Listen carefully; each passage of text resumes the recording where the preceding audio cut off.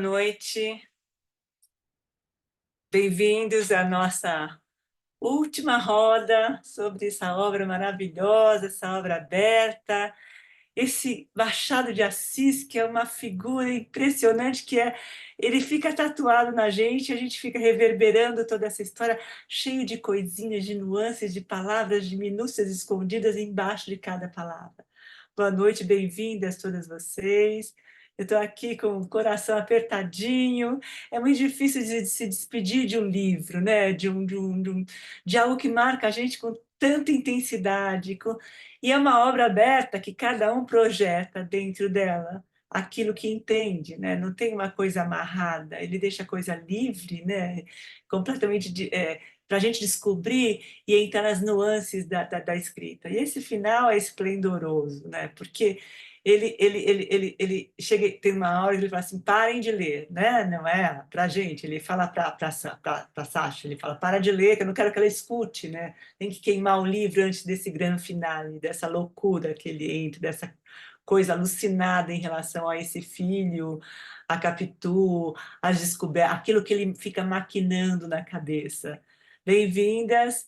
Eu queria agradecer vocês pela votação. Denil está aqui, Delícia, Maristé também, Maria Augusta, gostoso ver vocês, Ana, a Leila, gostoso, Casa Frida.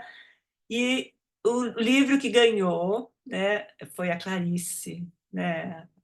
Enfim, e são três obras maravilhosas, e A Paixão Segundo GH é uma obra muito difícil também, é uma coisa muito metafórica, uma coisa muito cabeça, muito possível, mas é uma delícia entrar ali e se perder, né? A gente não tem data ainda, mas a gente está reformulando o processo, a gente vai ter algumas alterações em relação à ciranda, e a gente já vai passar para vocês.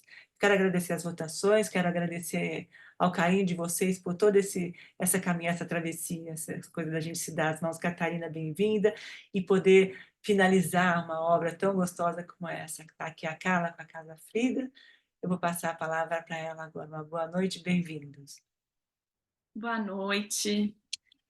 Também estou Eu, aqui eu, eu não estou te ouvindo, Carla. Desculpa. me ouvindo. Agora estou. Pronto, pronto.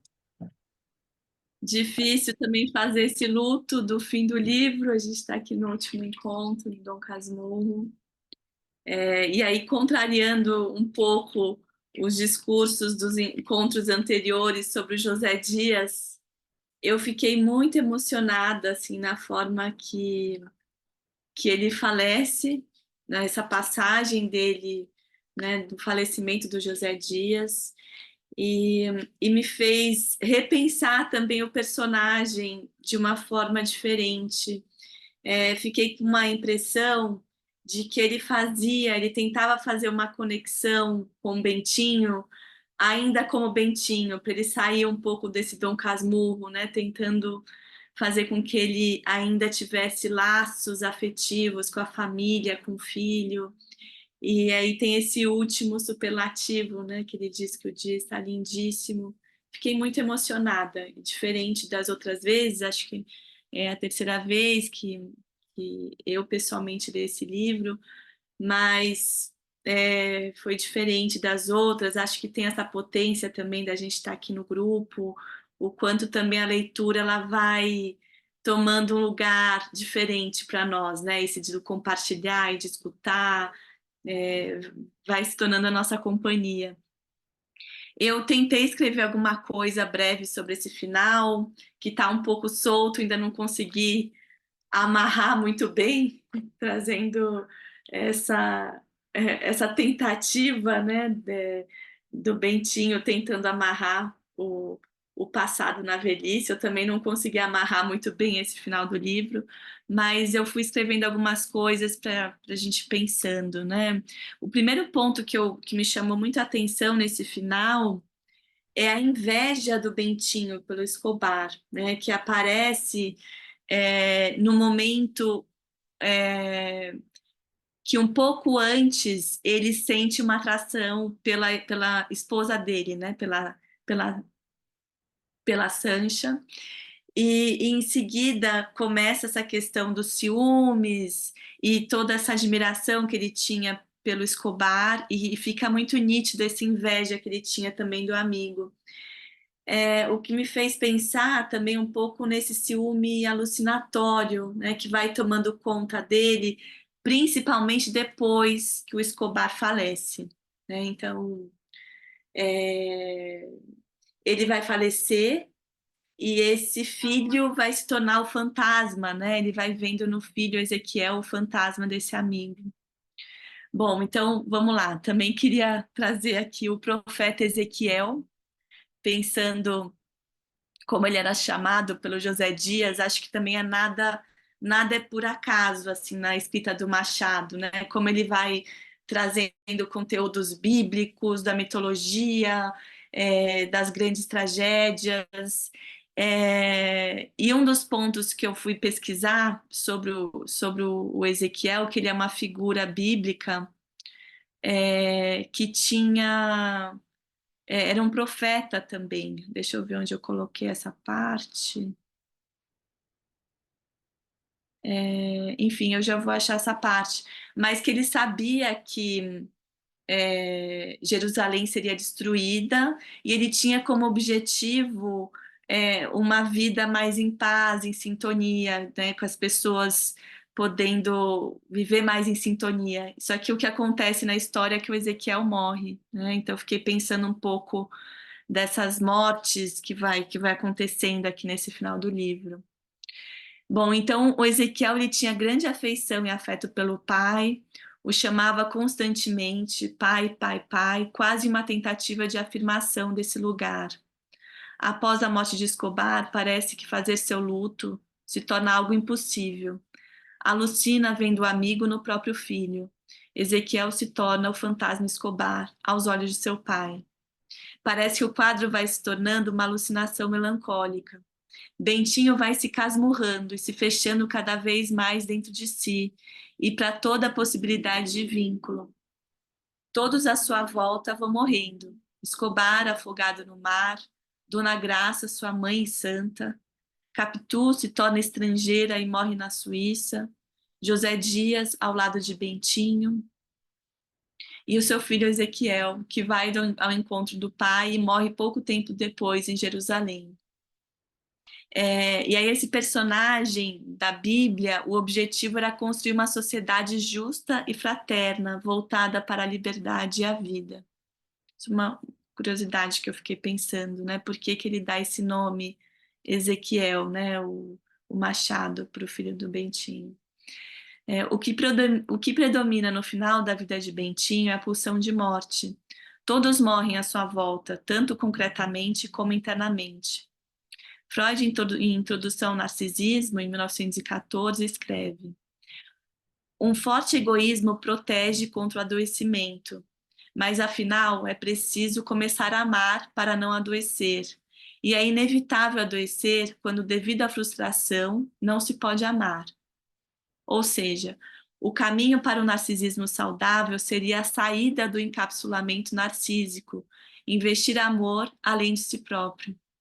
A história de Bentinho nos remete ao mecanismo de um eu frágil, portador de um superego invejoso, que ocasiona a impossibilidade de reparação, o predomínio da destruição e agressividade, tanto em relação aos outros, quanto principalmente dele mesmo.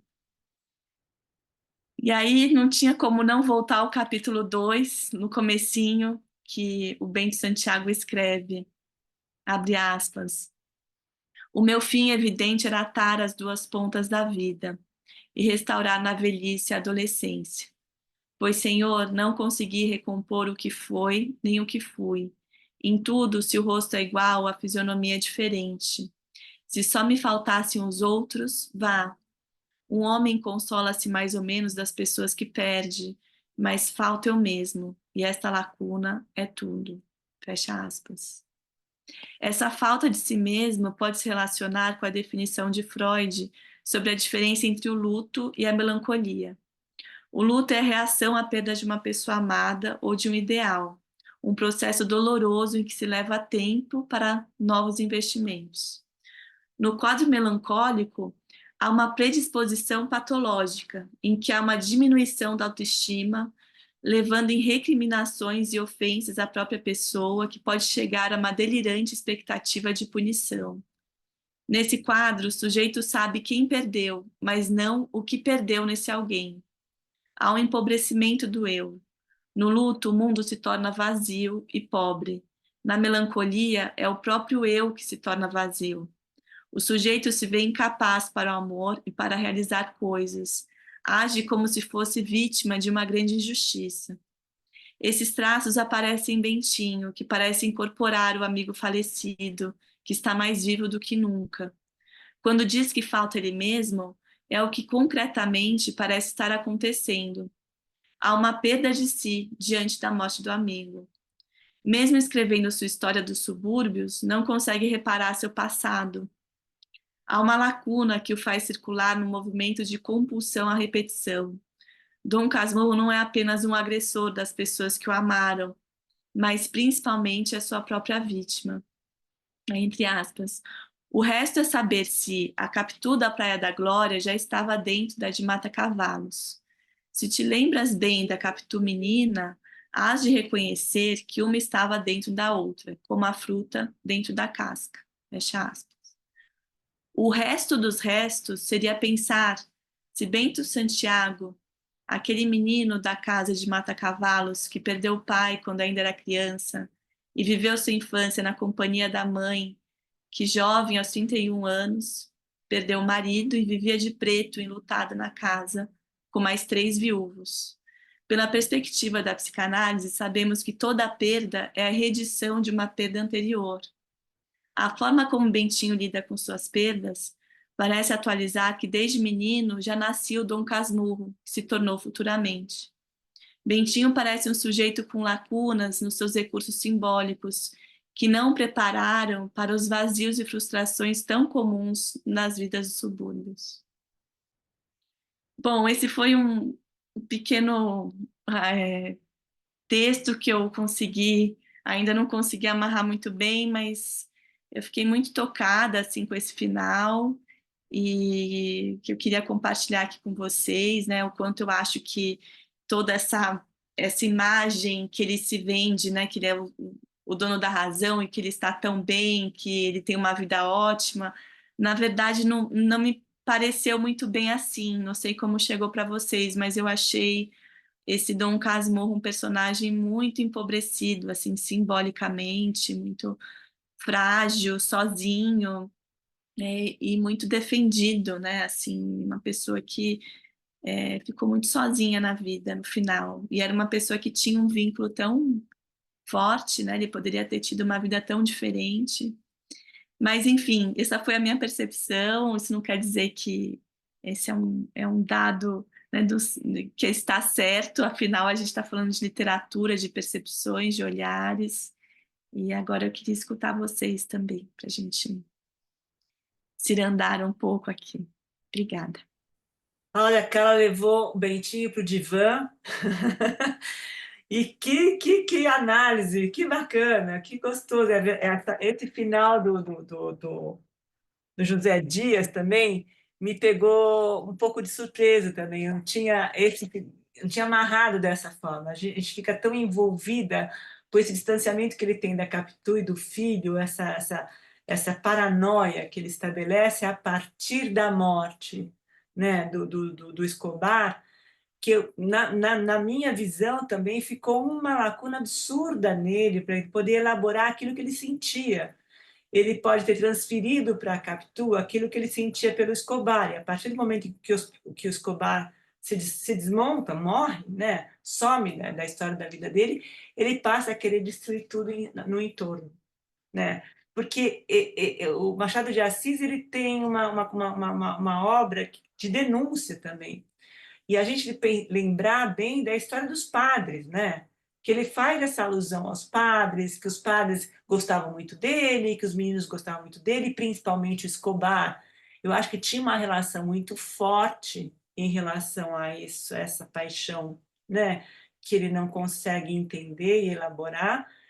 E no momento em que essa lance da inveja, quando ele vê a musculatura do Escobar, que aquilo não é acessível a ele, que ele de repente vê a mão da Sancha, né? Que ele acha que a Sancha delira também, achando que a Sancha está, né, seduzindo ele, é uma forma dele também ocultar aquilo que ele está sentindo. E vira um personagem completamente vazio, destituído mesmo de qualquer tipo de emoção, que inclusive, ele fala assim, que ele prefere a lepra, né? A história do filho, o filho morre, ele vai para o teatro, né? Ele não tem, é o drama dele, né? Ele não se relaciona, né, emocionalmente. Eu tenho a sensação que ele teve, eu não sei, que tem quando o José Dias morre, que ele tem parece que ali tem alguma coisa, né? Que foi, na verdade, foi o homem que criou, pode ser a primeira figura masculina do, do, do Bentinho, e aquilo de alguma forma toca ele um pouco, né? E ele e fica na história dos superlativos em relação à própria vida. Mas ele não se relaciona com ninguém, as pessoas são breves na vida dele, a casa não aceita ele. Quando ele vai para casa, aquilo também mexeu muito comigo, aquela solidão absurda, ele não reconhece, a casa não me abraça, ele fala. E ele tenta construir novamente a mesma história e não consegue se achar nunca. Mas é bacana, muito bom, cara, bacana. Olha o Bentinho no divã. Obrigada, Carla. Leila, boa noite, bem-vinda. Boa noite, boa noite. Que bom estar aqui, né? E também, né, tem a questão do luto aí pelo livro. E Carla, que brilhante a tua. Não acho nada superficial ou incompleta. Ao contrário, eu acho que estabelece muito bem essa ligação entre as pontas, né? E aí, pela ótica da personalidade do Bentinho, enfim, essa dificuldade dele fazer o luto, né? E ele se tornar essa pessoa amarga e destrutiva, né? E que vai destruindo tudo por dentro e por fora. Eu acho que esse final é muito triste, né? Eu acho que à medida que esse porque eu acho que o livro todo ele vai numa toada mais leve, mais jocosa, né? Que joga com as personagens, as características, e essa conversa que ele tem, né? Leitora, né? Ele está sempre conversando e tem coisas muito engraçadas por aí, mas o final, a partir da morte de Escobar, é um tranco, eu acho. Eu senti exatamente como um tranco, né? E por aí vai, e nesse momento onde ele destila todo esse ódio para o menino, para o filho, né? A coisa é muito pesada, né?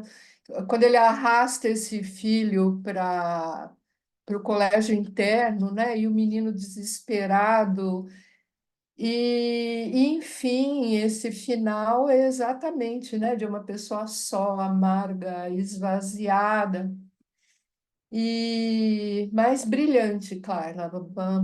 Muito, muito bom, maravilhosa a tua leitura. Eu queria aqui trazer, quebrar um pouquinho com dois trechinhos que eu separei que eu achei tão lindos.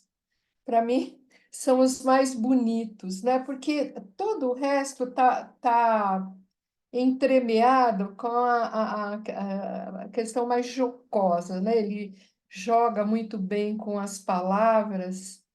E aqui, quando eles se casam,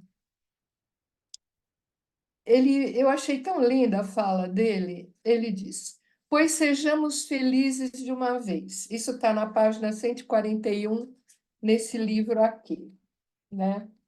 Pois sejamos felizes de uma vez, antes que o leitor pegue em si, morto de esperar, e vai se parecer a outra parte. Casemo-nos, né?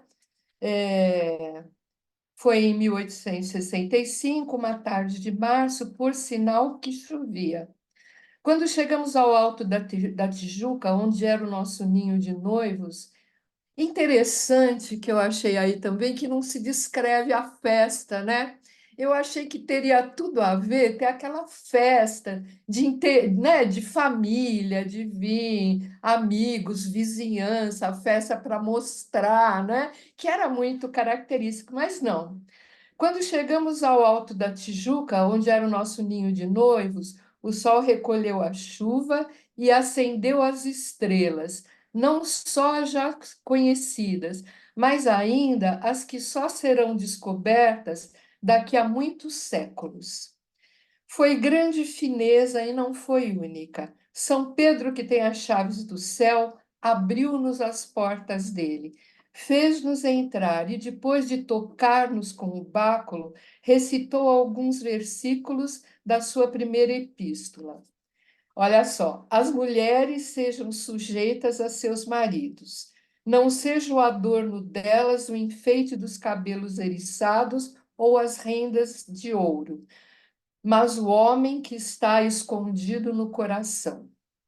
Do mesmo modo, vós, maridos, coabitai com elas, tratando-as com honra como os vasos mais fracos e herdeiras convosco da graça da vida. Em seguida, fez sinal aos anjos, e eles entoaram um trecho do cântico, tão concertadamente que desmentiriam a hipótese do tenor italiano. Se a execução fosse na terra, mas era no céu. A música ia com o texto como se houvessem nascido juntos, à maneira de uma ópera de Wagner. Depois, porque Wagner criou, né, na ópera e na música o leitmotiv, que é exatamente o que se tem hoje, até hoje nos filmes e na novela. Você, quando vai entrar o personagem, tem o motivo, o tema musical, né?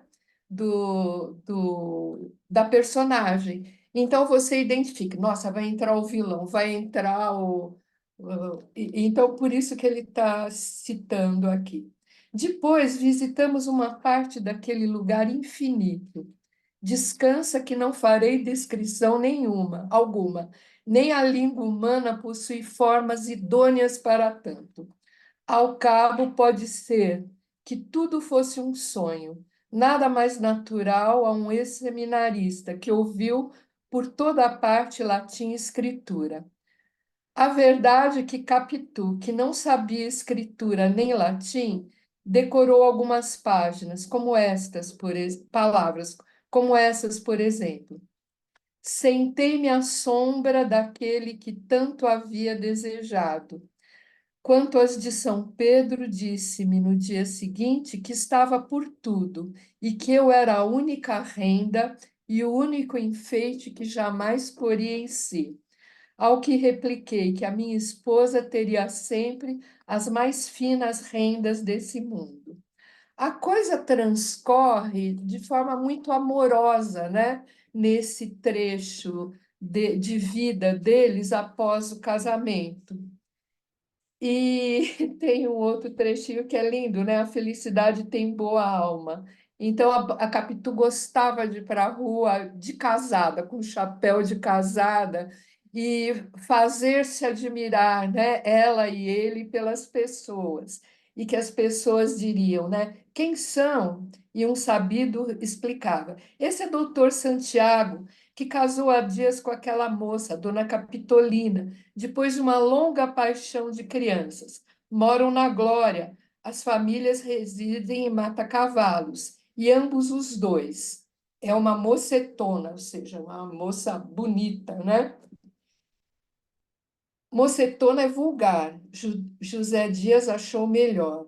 Foi a única pessoa cá de baixo que nos visitou na Tijuca. Aí, a partir desse trecho, também concordo ali com a Carla, que o José Dias não era aquela pessoa tão hostil, ardilosa, querendo tramar a desgraça deles, como parecia no início. Não, tanto que ele é o primeiro e acaba visitando o casal, né?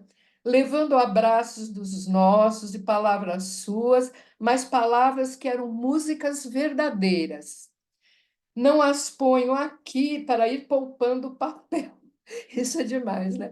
Mas foram deliciosas. Um dia comparou-nos a aves criadas em dois vãos de telhados contíguos. Imagina o resto, as aves emplumando as asas e cobrindo e subindo ao céu, e o céu agora mais largo para poder contê-las também. Nenhum de nós riu. Escutávamos comovidos e convencidos, esquecendo tudo desde a tarde de 1858. A felicidade tem boa alma. Olha que coisa espetacular, né? Maravilhoso. E veja, o José Dias era capaz de comover em vários trechos, ele comove, né, a eles. E eu só vou ler um pouquinho aqui o comecinho, né, do filho. Ele quer muito filho, tem a menininha do Escobar com a Sancha, que é uma graça, eles tentam, e o Escobar fala, não, quando Deus quiser, esse filho vem, não sei o quê, e nada desse filho vem, até que esse filho, a Capitu engravida, e esse filho vem, né? É lindo também o que ele fala. A minha alegria quando ele nasceu, não sei dizê-la.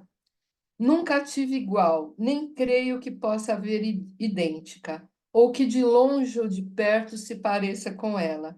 Foi uma vertigem e uma loucura.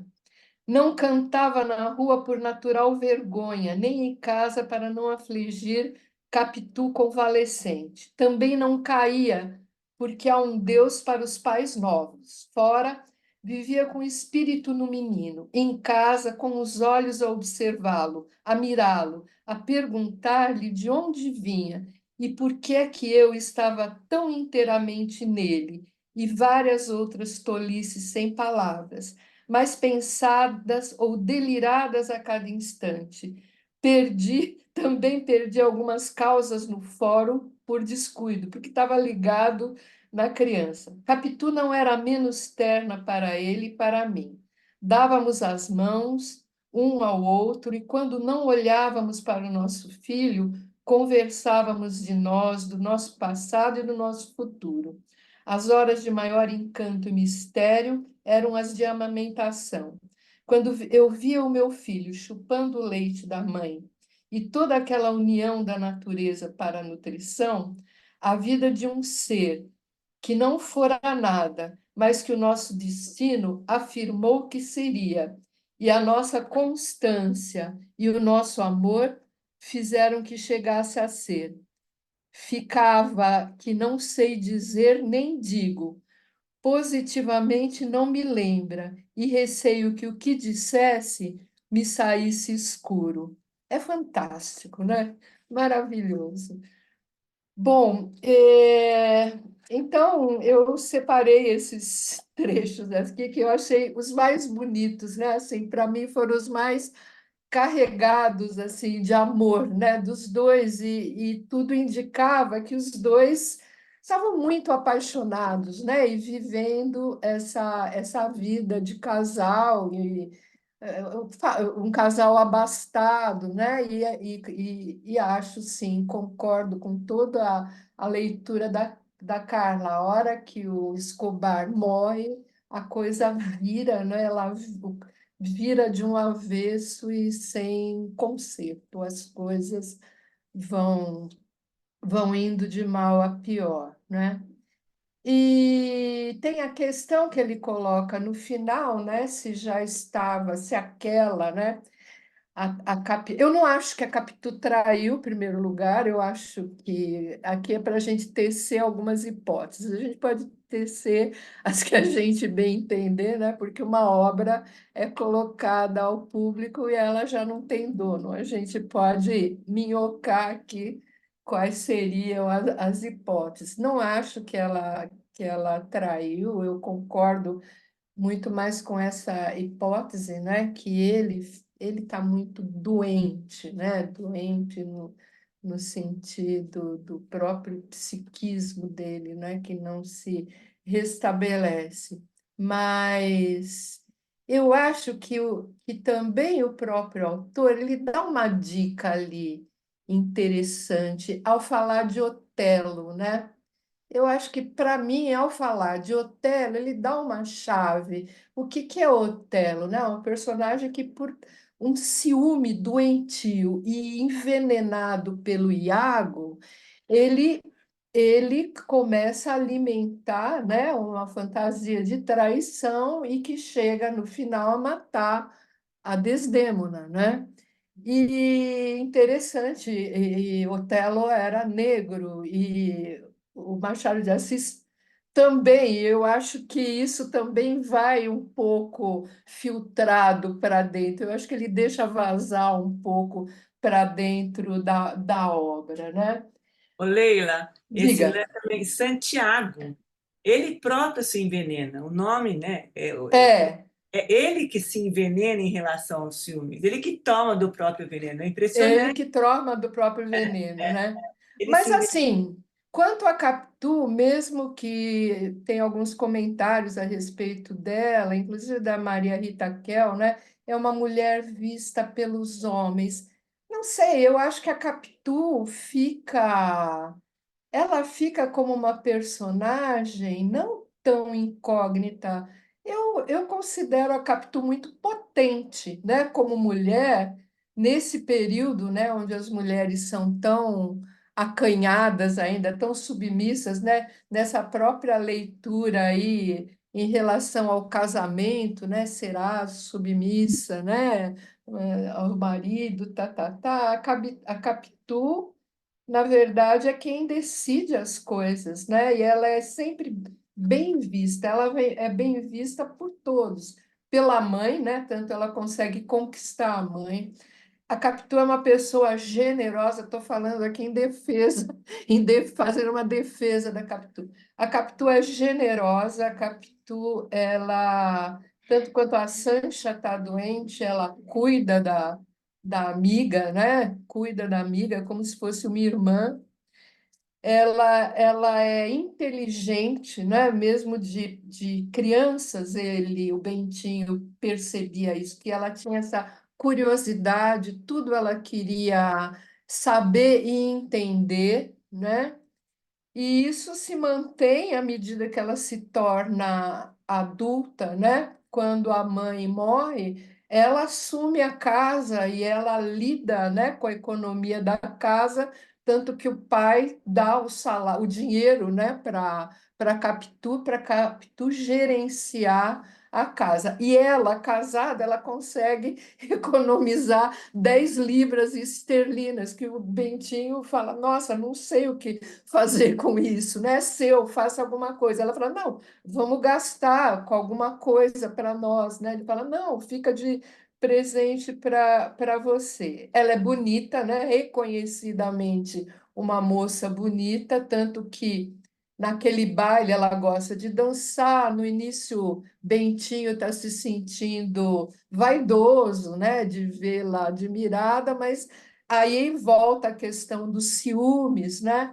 E esses ciúmes, para além do Escobar, ele sempre atormentou, né? Um ciúme onde ele deseja que os olhos dela sejam só para ele, né? Mirem a ele somente, que as atenções dela se voltem para ele. Quando ele está falando de Marte, de Saturno, convenhamos, ele devia encher a paciência, né? Com essas conversas.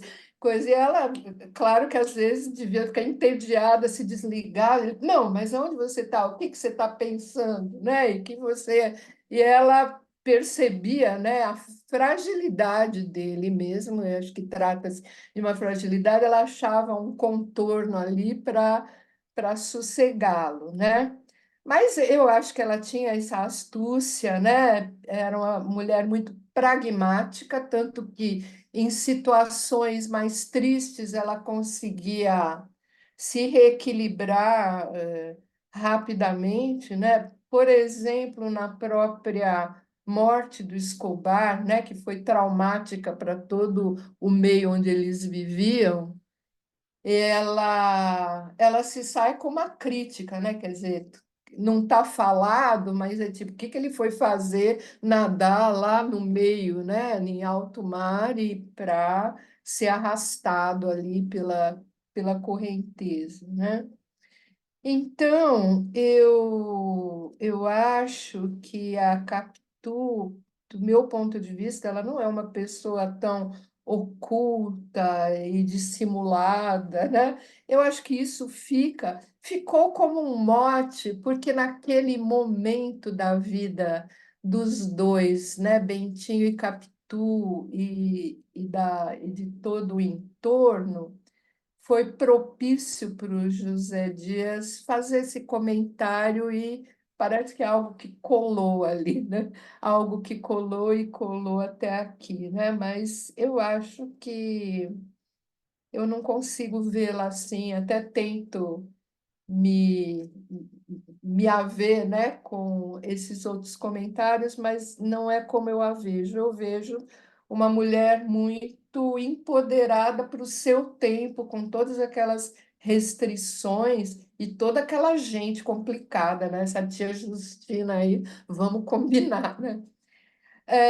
Já o Bentinho, né? O Dom Casmurro aí, para aí pegando também carona na descrição que a Carla faz, eu acho que ele é de uma crueldade, né? Ele é de uma crueldade ímpar, né? Porque na verdade, ele viaja na suposição, né? Ele viaja numa certeza. É tal qual Otelo mesmo, ele viaja nessa certeza, né? Ele não põe em dúvida, inclusive para poder preservar pelo menos a criança, né? Quer dizer, a criança é essa reencarnação, né, do defunto, ele fala o tempo inteiro, e que merece quase que uma punição, e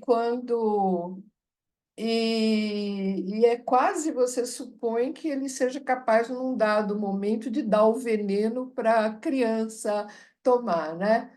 Mas o Bentinho, eu acho que ele é tão frágil, ele é tão indeciso e uma personalidade tão empobrecida que sempre foi. Eu acho que ele é quem você já adivinhava, né, a partir de dentro da casca, porque em nenhum momento ele se impõe, não tem na história nenhum momento onde ele se impõe, tanto quando ele volta já do seminário, né, e é dito que a mãe aprovava, né, o casamento. Foi José Dias quem fala, né? Ah, sua mãe aprova, ele aprova, mas quer dizer, se a mãe não aprovasse, provavelmente também ele não iria ser capaz, mesmo liberado, né, do seminário, ele não iria ser capaz de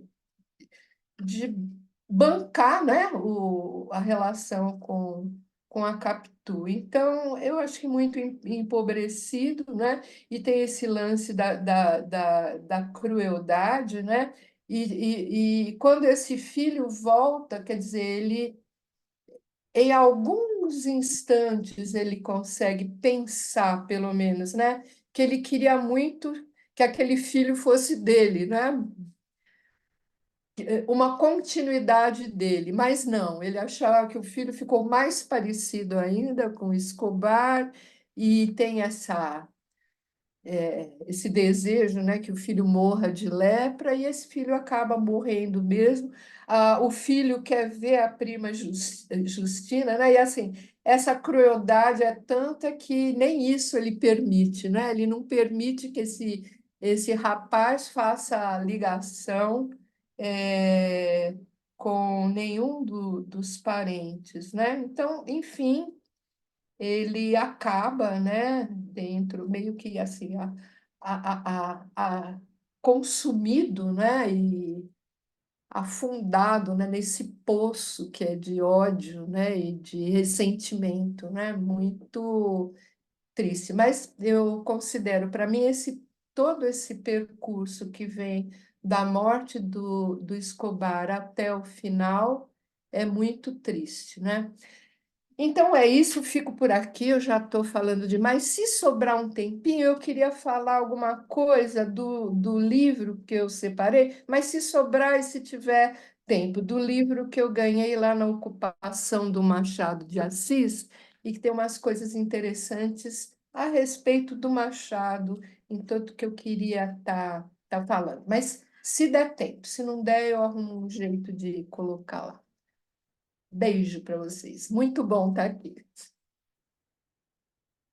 Leila, gostei muito desses trechos que você resgatou, porque acho que ameniza um pouco mais esse final, né? Também eu concordo com você, é muito triste esse final, como vai mostrando esse lado tão amargurado, ressentido, e esses personagens, né, indo embora, morrendo, e esse ato de matar internamente nele, né? Ele vai fechando essas portas, entrando nesse personagem do Casmurro, né? É muito triste ver como isso vai acontecendo. Então, foi um alento assim te ouvir, trazer essas passagens, resgatar o amor, que tinha amor. Sim, Apesar de tudo, eles tinham um amor ali que, né, infelizmente, ele não conseguiu sustentar, porque, enfim, né, é um personagem que parece que tinha esse predomínio, né, dessa imagem, desse homem que, né, como um pouco a Maria Cristina escreveu aqui, né, no bate-papo, ele era uma pessoa muito mal resolvida, né, assim, até em termos sobre, né, o que que é amar alguém, a questão dos homens, né, o que que ele sentia, e essa ameaça, né, que fica, né, em relação ao Escobar, que tudo é sobre ele vai deixando, né, como se, né, nenhum vínculo fosse efetivo, né? Ele mesmo vai apagando essas histórias de uma maneira muito dura e cruel, né? Então é sim. muito bom que você trouxe essas passagens, né, desses encontros, desse carinho, desses noivos, né, que acabaram de se casar, da lua de mel, né, de lembrar que ainda foi doce, né? Não ficou só no Sim, sim, sim, verdade. Teve algo de bom, né? Não foi só Ele tragédia. vai entrando nessa história desse roda-moinho, dessa paranoia dele, ele não consegue, ele não quer sair. E ele é dissimulado. Ele é dissimuladíssimo, ele Ele é mente, ele dissimulado, avisa quando verdade. ele vai mentir. É uma delícia. Ele fala assim: olha, tem uma passagem agora no final que ele fala que ele vai buscar a partitura da música, né, para mostrar que a captura é uma pobretona, que não tinha um vintém, aquela coisa toda. E ele fala assim: olha, eu já não lembrava mais da música, mas ele cobra ela por não lembrar da música, né? E ele avisa que está mentindo. Ele começa a falar de moral, de ética, e tem uns lances. Quando ele sai do enterro do Escobar, o José Dias está falando, e ele quer permanecer naquela confusão dele. Ele quer ficar com aquilo, ele não quer sair e pisar na realidade. Ele entra naquela ópera que ele inventa, que ele cria na cabeça dele. E eu concordo com você também, Leila. A Captura é uma mulher desprendida, ela ia atrás do que ela queria, de fato, né? Não tinha E papas ela na. aprendeu o piano, hein? E ela aprendeu o piano. E ela vai lá, aprende piano e aprende línguas e se vira. E pelo que, veja bem, é a perspectiva do Bentinho. Ele que conta, do Dom Casmurro, que conta a história pra gente. Agora, eu acho que o personagem do José Dias, que é a coisa do agregado, ele era um puxa-saco. Ele está Sim. pensando nesse menino, no futuro, não sei o que, ele vai trazendo nomes. É impressionante como a gente se depara com isso o tempo todo. Tem pessoas que vivem disso e que não criam uma estrutura. E ele era louco para ir para a Europa, né? Ele até mostra essa possibilidade, depois ele não consegue mais, porque ele vai cuidar daquela família, ele acaba cuidando da família, né? E tentando resgatar a história do filho também para ele, que era uma coisa que era dele também. Ele constrói a vida dele a partir da vida do outro. Também era um personagem que é completamente desestruturado, que os vínculos são inexistentes, né? É muito duro. E o final é muita solidão, né? Isso dói, Nossa. isso dói. E a gente fica nessa história de traiu ou não traiu. Eu acho até que ela poderia até ter traído, né? Acho que não. Eu não consigo pensar nisso. Eu Mas também não acho que ela não consigo traiu. pensar, mas uma possibilidade. O cara era tão maluco, tão chato, tão, né? Que a gente não sabe o que acontecia, porque ele pegava no pé dela o tempo todo, né? E tinha uma paixão alucinada pelo Escobar. Tanto é que quando a primeira vez que ele olha para ela está na janela, ela flagra ele olhando para o Escobar, e ele se sente, ele não olhou nem para trás, ele não olhou para trás, né? Ele fica ressentido com aquilo, e aí ele brinca com a história do homem também. E acho que tem esse amor, tem o casamento, tem a história do filho, tem aquilo que ele idealiza até, e que ele não consegue pisar na realidade. Mas ele Além do que, eles acabam construindo uma vida muito simbiótica, né? Os dois casais, com o Escobar e a Sancha, né? Então, a filha todo dia deles, as crianças brincam, tudo naquele mesmo. Então, assim, é como se não tivesse diferenciação, né? Entre o casal. Eles não fazem coisas diferentes que não seja ali, iam para a Europa, muito né? juntos, estão muito juntos. É, Obrigada, Leila. Agora, eu que Diva, agradeço. obrigada. Diva, boa noite. Diva, bem-vinda. A palavra é sua agora. Obrigada, boa noite. Tudo Boa bem? noite. Tudo e você, Diva? Tudo bom. Acabou de chegar aqui minha sobrinha, vou mostrar ela que está assistindo também. Ela já leu Dom Casmurro e ela que me emprestou o livro. Ó. Bem-vinda. Essa parte, eu estou concordando com tudo que vocês estão dizendo. Eu passei essa última parte, li, acho que muito rapidamente, já faz algum tempo, não separei nada. Mas eu fui aqui fisgada, primeiro pela fala aqui da Carla, que eu acho que ela fez uma super boa análise aí, psicanalítica. Quando a Cláudia diz um divã para o Bentinho, eu diria, faltou um divã para o Bentinho, para ele ficar atuando daquele jeito que ele atuava, vamos usar aí uma palavra também técnica, mas a Carla, acho que quase ao final da fala, cita, né? Eu acho que eu anotei aqui, não sei se a citação está correta, mas você fala assim, Carla, falta eu mesmo, o Bentinho falando, né? O Casmurro já, né? Falta eu mesmo, e essa lacuna é tudo, alguma coisa assim. Daí eu fiquei pensando, por que que tem essa lacuna, né? Porque a Leila leu aí um trecho super bonito, falando da parte da gravidez, da maternidade, do amamentar, de todo aquele amor envolvendo o nascimento daquele filho. E aí, esse reconhecimento, né, de todo esse amor, de toda essa vivência aí, dessas pessoas, né? Ou seja, esses objetos de amor dele, ele não traz para dentro dele, ele simplesmente descarta quando ele fica com ciúmes, achando que ele foi traído. E então, assim, não sobra nada, nem do Ezequiel dentro dele, nem da Capitu, não sobra nada do Escobar, porque afinal Escobar foi assim, quase que um sei lá, um complemento dele naquele seminário, tinha ideias super criativas, inclusive a respeito dele no sair do seminário, né? Ele super ajudou.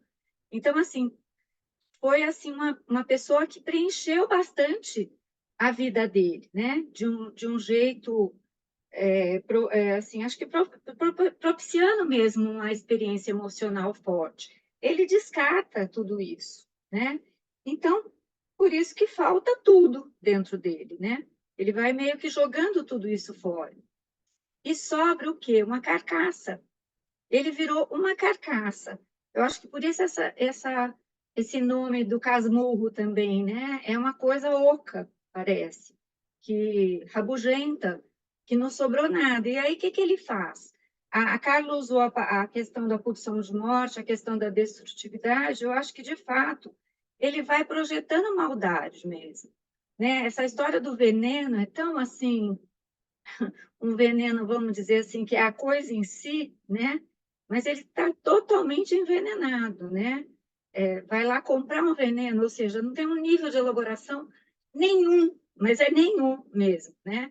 Então, por isso que eu falei, faltou um divã, porque ele não elaborou absolutamente nada.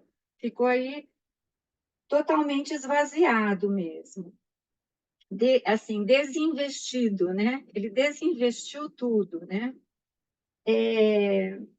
Daí, hoje, como eu não tinha nada para falar, eu falei, eu vou assistir o primeiro lá do Vilaça, né? Alcides Vilaça, né? E aí eu achei maravilhoso ter visto depois de ter lido o livro. Fiquei vendo antes de começar aqui, e aí ele recupera algumas coisas. Primeiro, aquela passagem do Manduca, ele recupera lindamente, que foi uma das passagens que até o último encontro eu comentei, né, do olhar do Bentinho para o Manduca, e a coisa da polêmica, que para mim foi uma das partes mais lindas desse livro, né, do meu ponto de vista, e o Alcides Vilaça ele recupera. E a outra coisa que ele recupera é a questão dos olhos de ressaca. E ele fala, né? Aí ele falando, ele fala assim: esses olhos de ressaca é uma metáfora para o mar, né? A força do mar que vem e que te traga, né? E aí, quando ele falou isso, ele associa também a morte do Escobar nessa fala dele. E aí eu vou ler só uma coisica aqui, piquititica, que está no capítulo A Mão de Sancha, né? Que ele fala assim para o Escobar, né? Você entra no mar amanhã? E o Escobar responde: tenho entrado com mares maiores, muito maiores. Você não imagina o que é um bom mar em hora bravia. É preciso nadar bem, como eu, e ter esses pulmões, disse ele, batendo no peito. E estes braços, apalpa, né? Ou seja, falando daquela força dele. E aí logo me remeteu à questão dos olhos de ressaca da Capitu, que de fato eu acho que ele foi capturado pelos olhos de ressaca da Capitu. E eu acho, Leila, que ela traiu sim, viu? Por quê? Por que eu vou falar que ela traiu? Porque quando ele se confronta com ela, o Bentinho se confronta com ela não luta, e ela é uma pessoa forte. Ela tem uma personalidade forte. Ela não lutou. Ela só falou assim: bom, então o que vamos fazer? Porque também ela era prática. O que vamos fazer? Vamos nos separar? Ou seja, ela não ia ficar submetida. Mas diz que ela no trecho que ele confronta, né? Ela ri, como se ela ria de muita bobagem que ele falava, né? Ele falava muita criancice.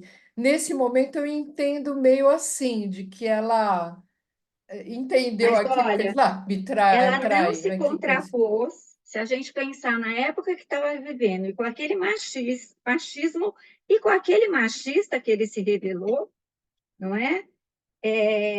Ela não lutou. E ele leva ela para o exílio, eu fiquei morrendo de raiva, né, dele meio que expulsar e até fingir para a sociedade que estava tudo bem, que ela estava lá vivendo uns tempos, né? E ele também saía como se fosse encontrá-la fora do Brasil e não a encontra, fica lá fazendo sei lá o quê e fingindo que está com ela, mas não está, para manter as aparências, digamos assim, me parece, né? Na minha leitura. Foi citado ali de Fabrício Teles? Não foi. E aí, o que eu acho? Que eu ia fazer? Me cortou, se eu esqueci. E eu acho que a Capitu, ele acaba levando ela para o exílio.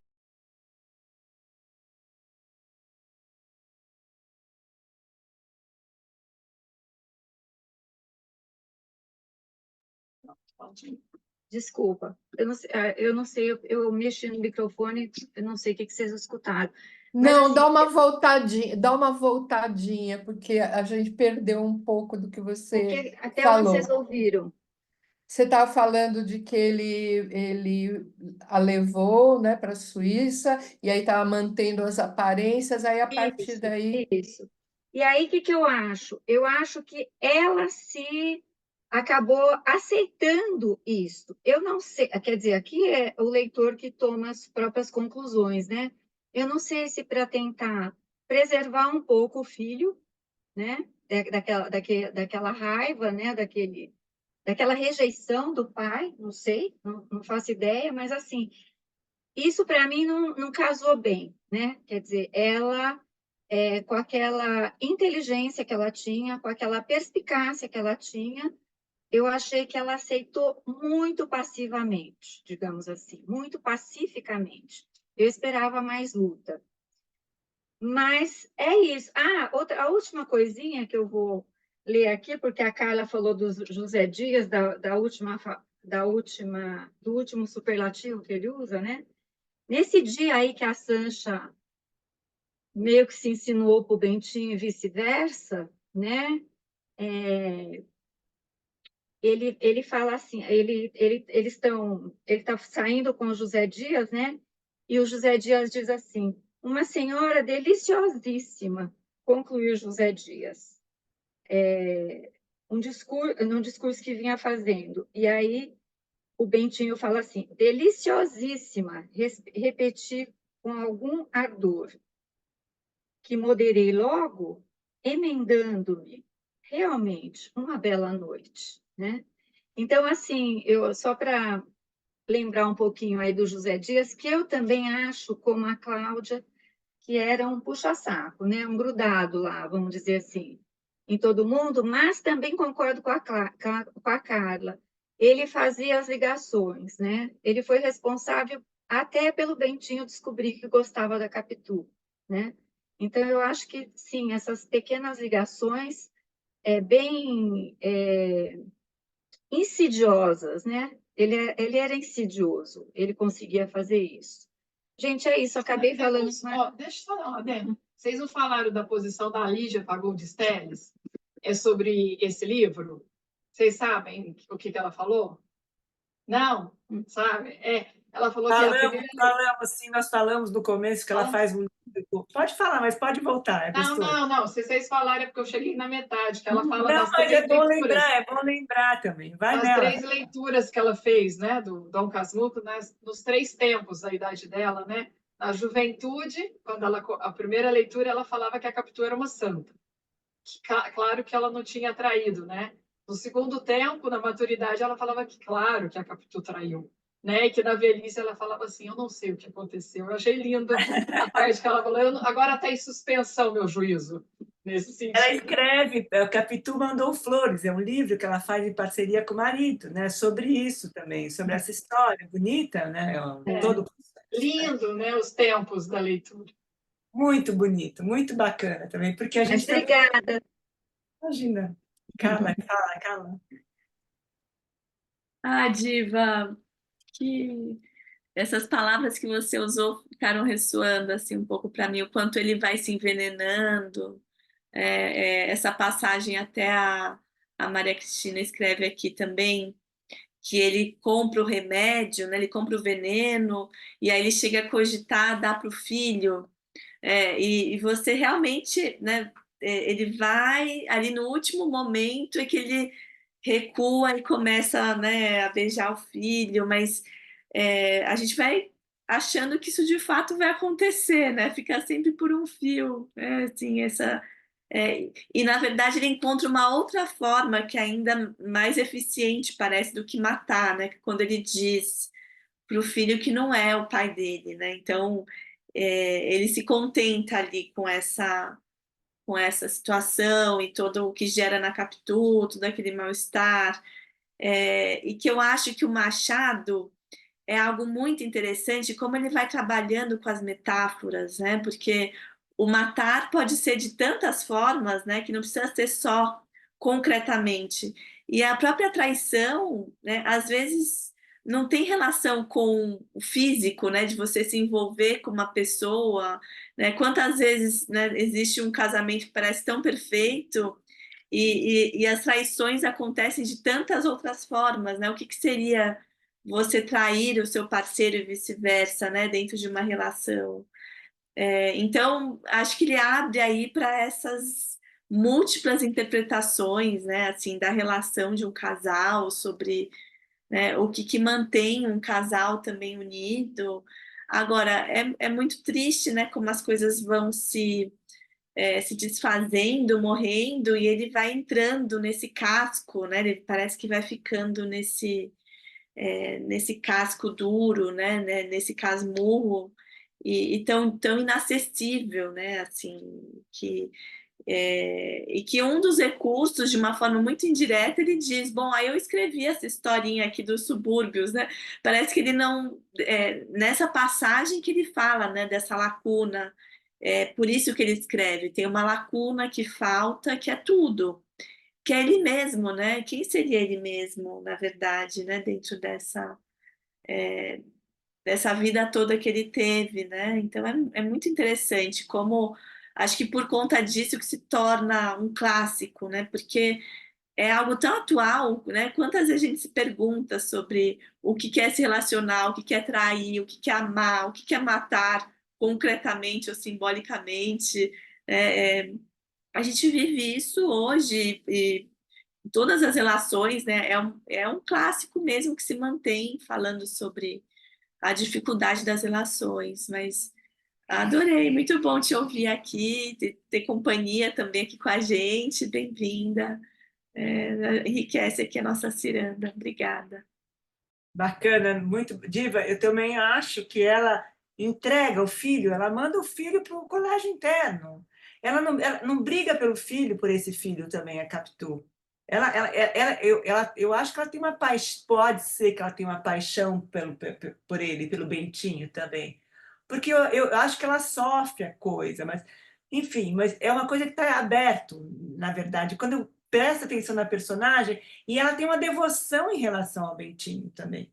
Ela é devota dele, ela aposta, segundo ele, ela aposta todas as fichas dele. E ela tem um carinho enorme por ele, mas ele era um chato de carteirinha assinada também, né? Eu acho que tem essa possibilidade de falar: não aguento mais isso aqui, e aquele Escobar todo cheio de história, aqueles olhos maravilhosos, com aquela musculatura toda, vamos embora que eu vou mergulhar aqui também. Estamos na brincadeira. Maria Augusta, boa noite, bem-vinda. Boa noite. Bem, esse livro, o Dom Casmurro, é um livro que desafia. É um livro que nos leva a refletir. E todos os encontros foram riquíssimos, mas eu saio com a sensação de que tem muita coisa ainda para a gente analisar. Até porque, como já foi falado várias vezes, trata-se de uma obra aberta. O Machado, ele é simplesmente genial. E quando a Carla, se é, eu achei muito lindo o que ela falou, e pelo que eu entendi, eu acho que você entende que o Bentinho não se resolve no final. E eu fiquei pensando o seguinte, porque essa história, quando ele vai contar a história, já aconteceu. Ele já é o Dom Casmurro, quando ele começa a contar a história. E hoje, quando você estava falando, eu me lembrei e eu fiz assim uma comparação, vou tentar fazer muito rapidamente. O narrador de Dom Casmurro com o narrador de Grande Sertão Veredas. Veja bem, essa coisa do divã. No Dom Casmurro, ele escreve a autobiografia e ele fala que com isso ele está tentando se recompor de tudo que se passou na vida dele. E no final, eu acho que ele continua um homem muito ressentido.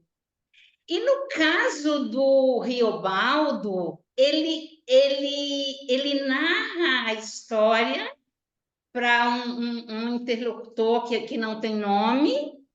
É como se ele estivesse também num divã, porque o tempo todo ele fica questionando sobre a vida dele, inclusive sobre a sexualidade.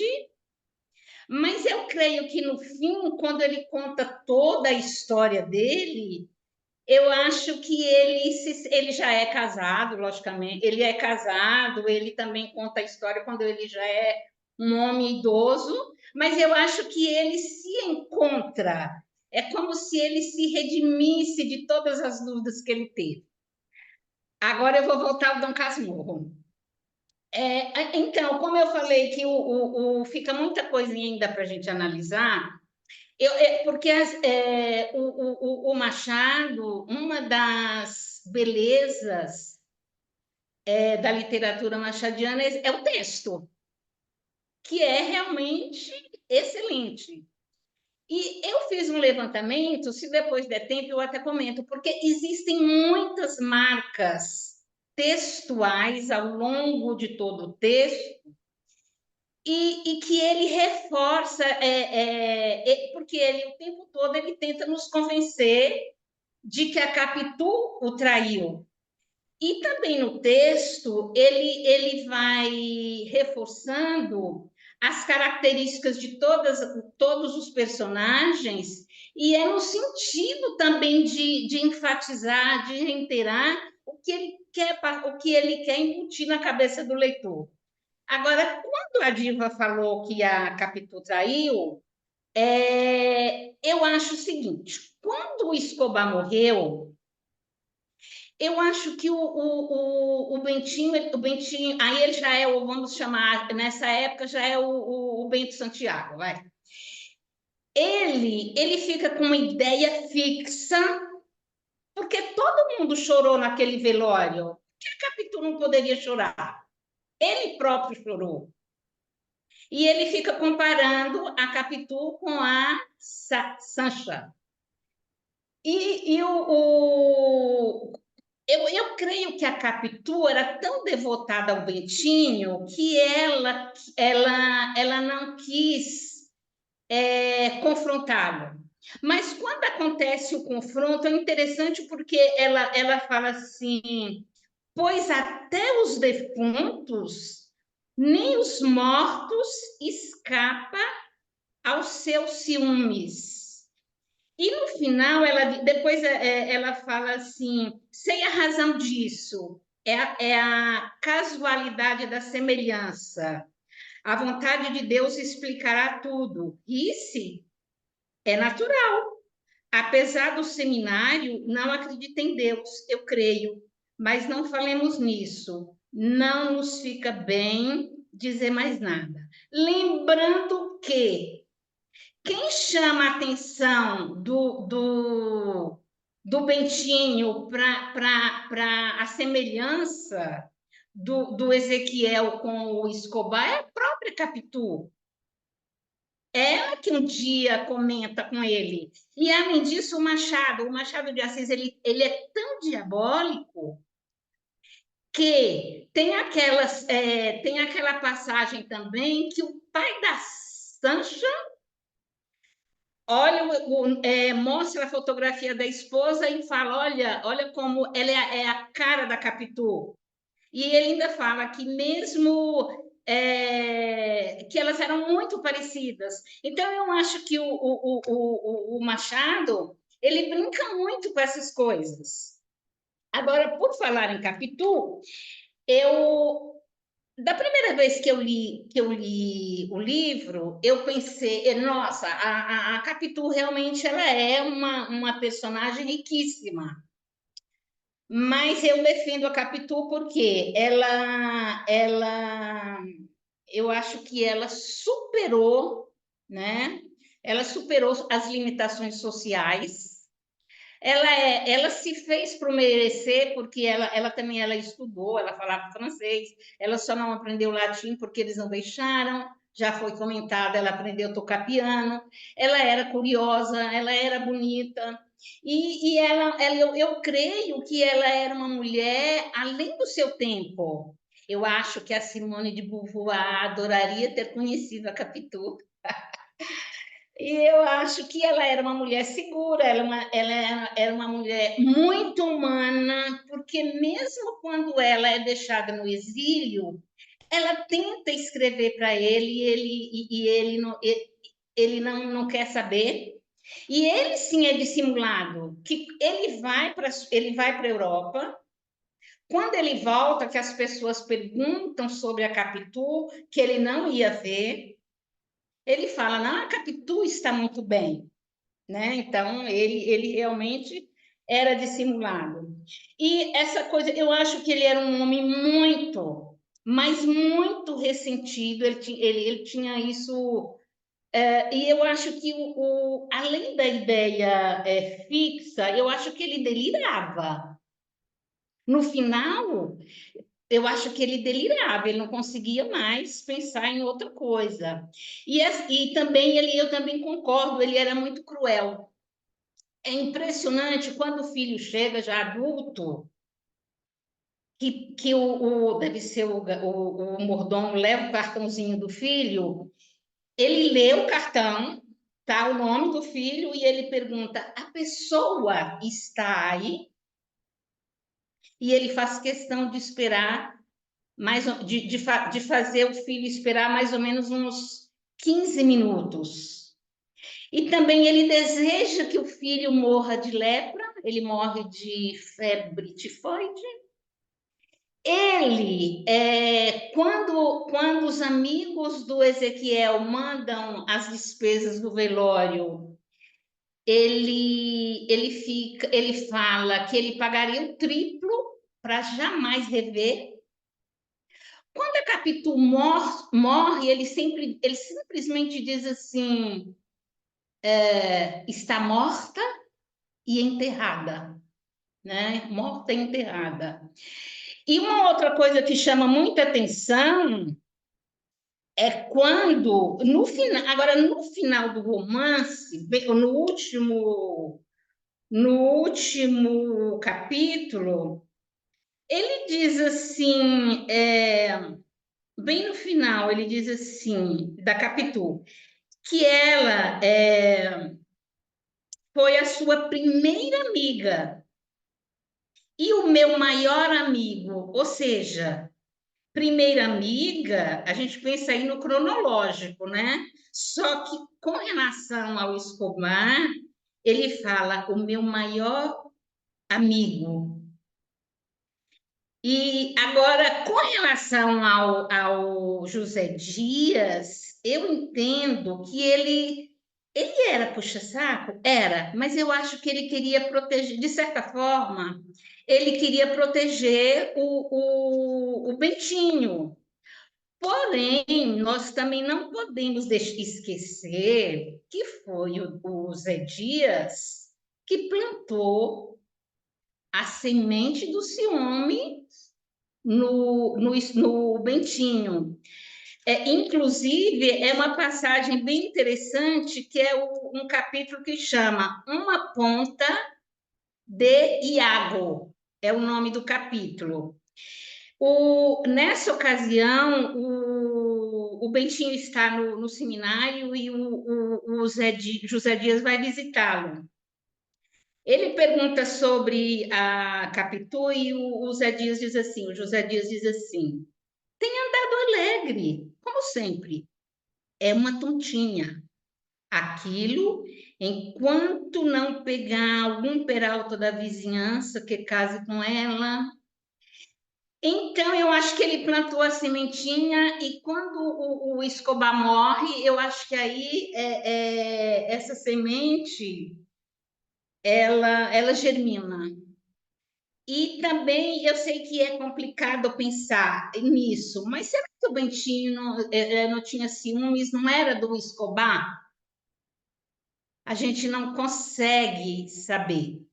E aí é que está a grande beleza do texto. Com relação às marcas linguísticas, eu vou falar muito rapidamente, porque eu achei bastante interessante, porque é durante o romance inteiro, mas é lógico que eu vou falar só algumas características, tá?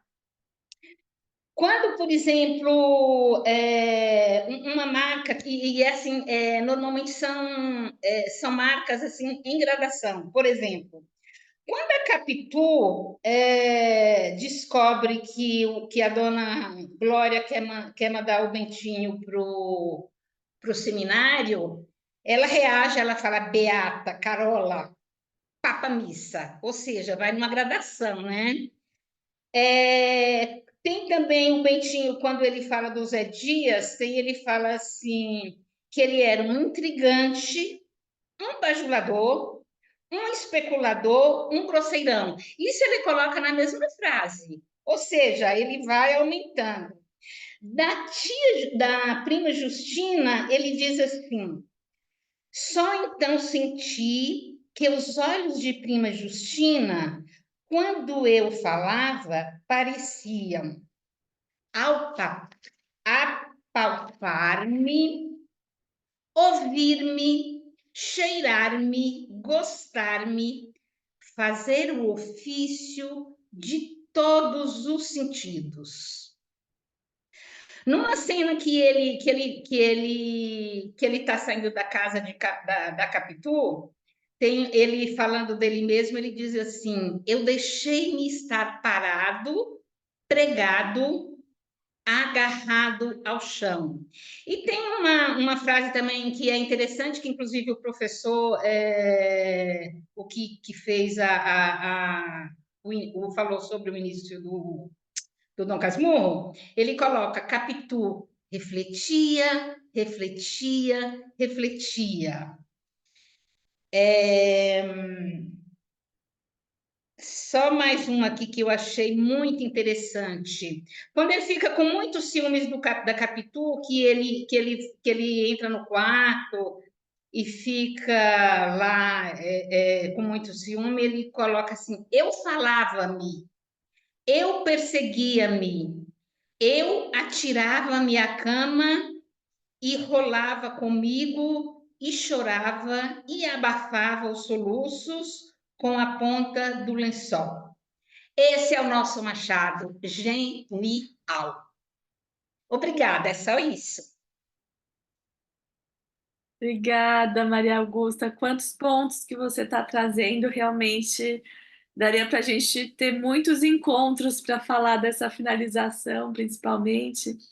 Eu queria só fazer um gancho um pouco no comecinho da sua fala, que eu também pensei muito no Riobaldo, acho que igual você trouxe, né, do Grande Sertão, mas me chama a atenção também um pouco isso que a Diva fala, né, que faltou divã pro Bentinho, e talvez o quanto o Riobaldo tinha divã ali, né? Ele tinha recursos para elaborar o que foi acontecendo com ele.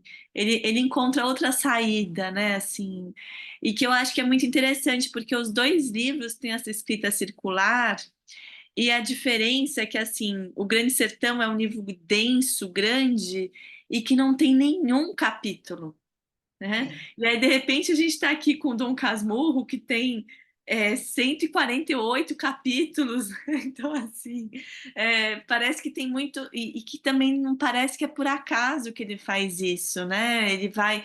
Tudo tem um título e um começo, tem essa coisa da ópera, né? Do teatro...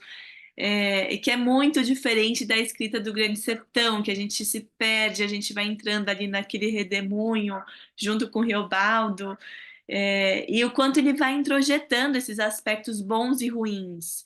Diferente do Bentinho aqui, que parece que o ruim está só fora dele, né? Ele não tem nada a ver com isso, ele foi injustiçado por esses amigos que o traíram, né?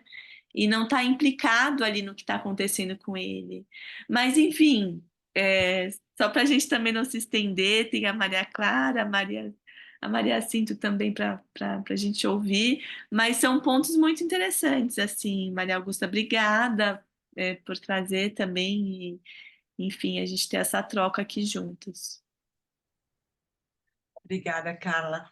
Maria Clara, boa noite, bem-vinda. Muito bom estar aqui com você, querendo te ouvir agora. Obrigada, Maria Augusta. Bom, boa noite. Eu nunca me atrevo muito a falar aqui no grupo, porque eu não sou nem da área da psicanálise, nem da área de letras, eu sou aqui uma leitora. Mas hoje eu resolvi falar um pouquinho mais, até para quem sabe depois ouvir um pouco mais de vocês, porque para mim o livro todo realmente ele é muito pesado na parte dos ciúmes. Então, acho que tudo se envolve na parte do ciúme do Bentinho, e aquele ciúme vai crescendo, crescendo, crescendo. Eu acho que até a própria Cláudia mencionou que é uma das coisas que eu pensei, quem está contando a história é ele. E ele, eu acho que ele sempre foi o casmurro, ele só era ele foi se transformando, mas ele era um casmurro que foi se tornando muito grande. E eu acho que, por exemplo, eu sou da parte que acha que a Capitu não traiu o Bentinho.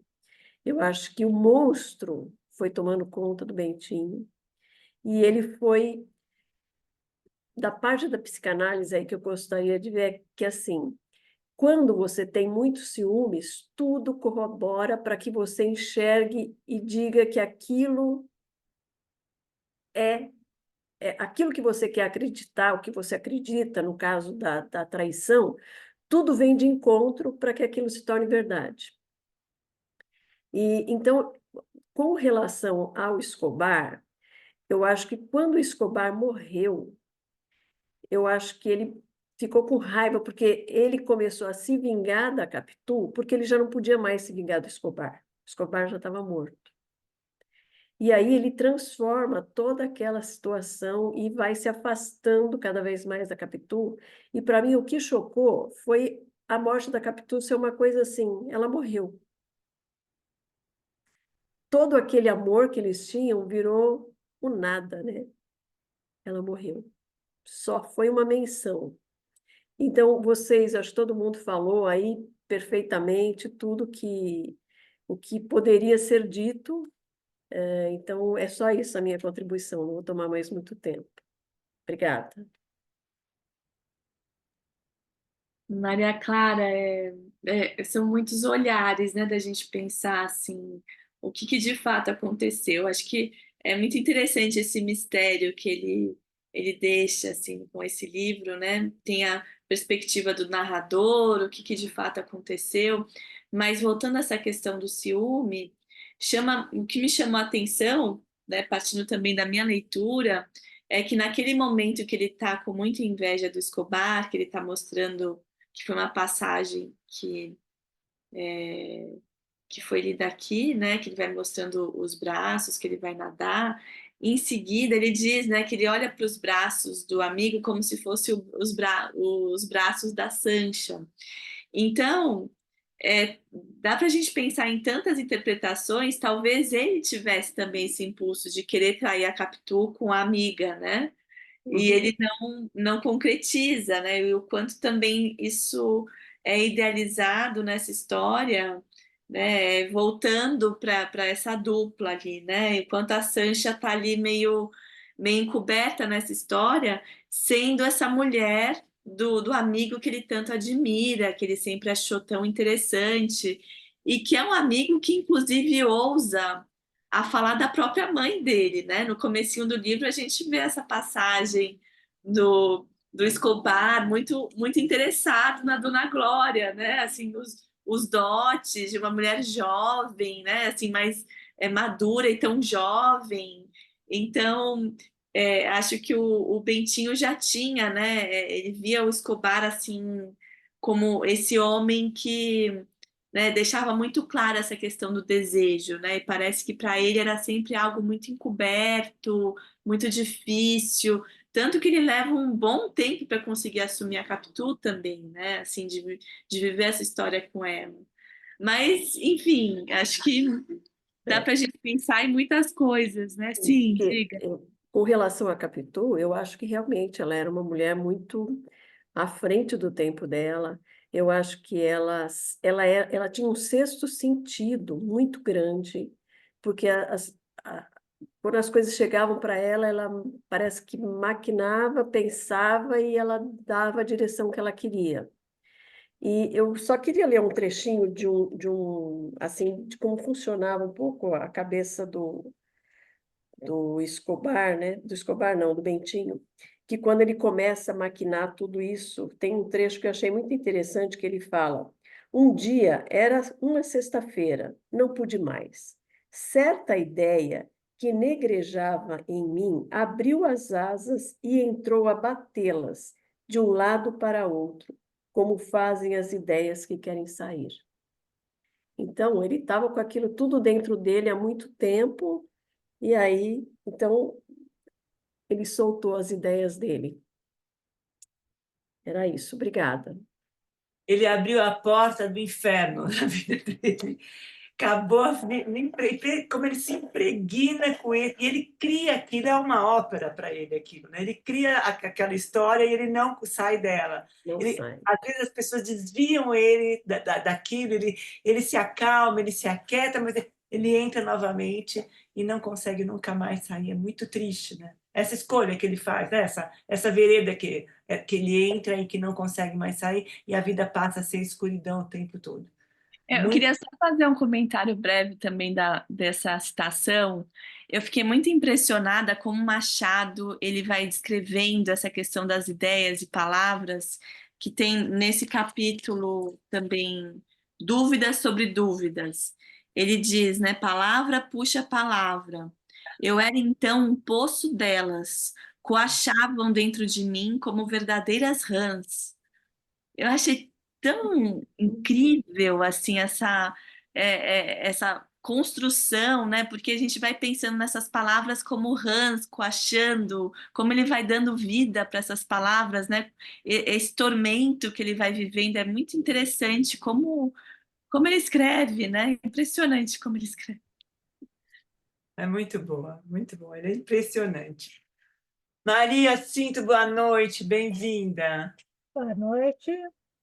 Não, eu só queria colocar uma pitadinha de uma frase que me chamou a atenção no livro e que pode, de repente, ajudar nessa questão da traição ou não, né? Na página 320 da edição da Penguin, Companhia das Letras, ele diz assim, ele escreve assim, né? Escobar acompanhava, muita vez, as minhas criancices. Também interrogava o futuro. Chegou a falar da hipótese de casar o pequeno com a filha. Então, Escobar tinha certeza que Ezequiel não era filho dele, porque ele não iria querer promover um incesto. Então, essa frase, para mim, define uma peninha que Machado de Assis coloca no meio do livro inteiro, e no meio de umas 200 citações da palavra ciúme. E também eu queria dizer o seguinte, a coisa se agravou quando o Escobar morreu. Eu acho que ele tinha uma inveja, e quando ele viu aquele olhar da Capitu para o Escobar, ele não tinha ciúmes do Escobar, ele tinha inveja. Esse que parece o meu sentimento em relação a essa relação dos dois. E também é assim, né, gente? A forma como Machado de Assis escreve, nós temos sempre que ler algum trecho, porque a gente não se contém, né, nesta coisa. Então, na página 364, ele fala sobre as brigas, o seguinte: o que se passava entre mim e Capitu naqueles dias sombrios não se notará aqui, por ser tão miúdo e repetido, e já tão tarde que não se poderá dizê-lo sem falha nem canseira. Mas o principal irá. E o principal é que os nossos temporais eram agora contínuos e terríveis. Antes de descoberta aquela má terra da verdade, tivemos outros de pouca dura. Não tardava que o céu se fizesse azul, o sol claro e o mar chão, por onde abríamos novamente as velas que nos levavam às ilhas e costas mais belas do universo. até que outro pé de vento desbaratava tudo, e nós, postos à capa, esperávamos outra bonança, que não era tardia nem dúbia, mas antes total, próxima e firme. Quer dizer, um cara que escreve desse jeito para falar das brigas e reconciliações é uma pessoa, como já dissemos aqui várias vezes, genial, né? Então é isso. E eu acho que a preocupação nem foi traiu, não traiu, mas eu acho que a preocupação são as relações interpessoais, na família, na estrutura. Ele fala até da Guerra da Crimeia, né, gente? Fala. Então é assim, ele coloca um personagem chamado Manduca, que é importantíssimo do meu ponto de vista no livro. A gente se detém em Escobar, Capitu, mas olha, se a gente fosse falar de Manduca, nós teríamos aqui que falar uma sessão inteira. Não daríamos conta, porque ali ele fala numa questão política, ele fala de uma questão de saúde pública, ele fala de uma questão da pobreza, ele fala de questões importantíssimas. Então, eu acho assim que a gente fala de Capitu, da traição, da não traição, mas o livro tem coisas seríssimas para serem pensadas. Inclusive, essa promessa da mãe dele de mandar um filho para o seminário, essa escolha da mãe. Quer dizer, assim, o quanto isso também coloca um peso, né? E essa família que tem... Bom, enfim, essa estrutura que nós todos já vimos aí, que eu não vou me demorar, mas que eu gostaria só de, ao passar, né, citar, tá bom? Então, é isso. Boa noite. Maria, achei fenomenal essa contribuição que você traz à fala do Escobar, né? Ainda bem que temos o interdito do incesto, né? Podendo também mediar as relações. Não dá para ter tudo, né? Tem algo que limita e que talvez ele vá dando pistas mesmo que você traz, né? E eu achei também muito interessante isso que você fala do Manduca e da questão social. Uma outra coisa também, né, dessa Europa, que até então José Dias queria tanto ir com ele, e que seria a viagem que os dois casais fariam juntos.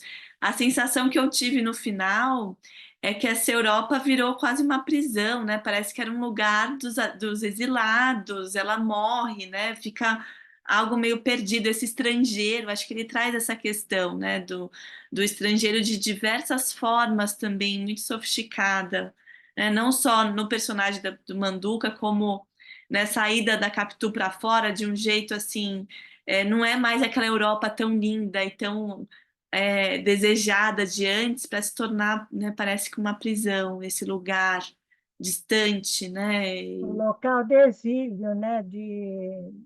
Exatamente, de sair fora, né? Da sua... E assim, ele parece que também é um personagem neurótico que fantasia muito, né? Assim, do ponto de vista, acho que da estrutura de personalidade, né?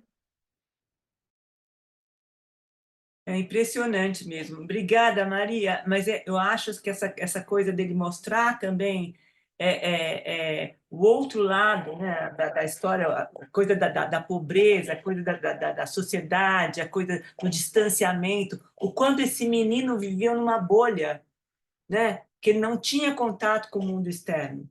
Ele está lá, ele nem saía de casa, ele tinha aula dentro de casa com o padre, quer dizer, estava totalmente naquele mundo e ele ele tinha pânico de ter contato com outras pessoas também, né? Impressionante. Quando ele tem o lance do velório, que ele passa, que ele está lá no ônibus, quer dizer, tem um distanciamento absurdo e como se comportar. E a forma como ele nega a coisa, ele finge que ele está junto com ela, não se separa, né? Que ele mente para todo mundo.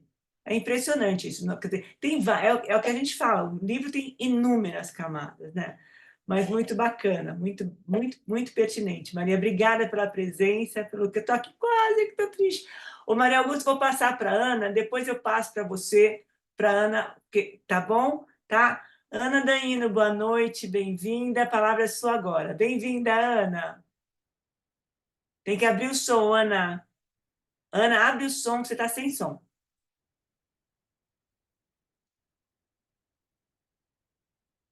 Ah, Sim, agora pode. não é?